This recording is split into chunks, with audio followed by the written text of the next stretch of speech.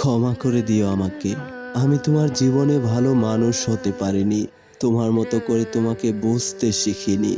তোমার ভালোবাসাকে অবহেলা করেছি। দিনের পর দিন তোমাকে কষ্ট দিয়েছি। আর নিজের মতো করে তোমাকে সুখে রাখবো ভেবেছি। কিন্তু কি দুর্ভাগ্য আমার। আমি পারিনি তোমাকে সুখে রাখতে। ব্যর্থ হয়েছি আমি।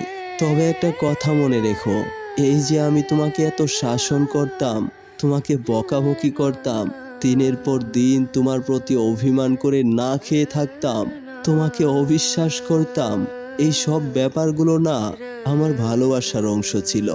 তোমাকে অনেক বেশি ভালোবাসতাম তো, তাই তাই তোমার এই উল্টাপাল্টা চলাফেরা আমার কাছে ভালো লাগতো না।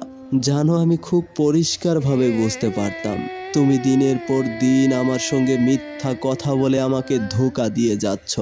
তবু আমি সহ্য করতাম। আর তুমি যখন অনেক বেশি ধোঁকা দিতা, তখনই তোমাকে বকাবকি করতাম। কেননা আমি যে তোমাকে অন্য কারোর সঙ্গে সহ্য করতে পারি না। তুমি বিশ্বাস করো প্রিয়, তোমার মাঝে যে আমার জন্য ভালোবাসাটুকু রয়ে গেছে, সেই ভালোবাসার ভাগ আমি আর কাউকে দিতে চাইনি। তাই তো তোমার প্রতি আমার এত অভিমান, তোমার প্রতি আমার এত অবিশ্বাস। ভালোবাসি যে তোমাকে, কিন্তু কি অদ্ভুত, এই তুমি আর সেই তুমি নেই।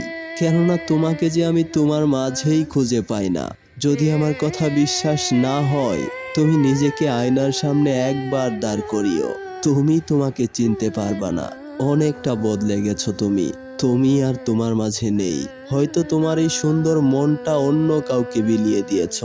তাই চলে যাচ্ছি, আমার ভালোবাসার দাফন করে যাচ্ছি তোমার থেকে অনেক দূর। আর যদি কখনো ভুল করেও আমার নামটা মনে পড়ে তোমার, দেখবা তোমার অজান্তেই তোমার মনটা বলে উঠবে, মানুষটা সত্যি অনেক ভালোবাসতো আমায়, সবার থেকে অনেক বেশি, সবার থেকে অন্যরকম।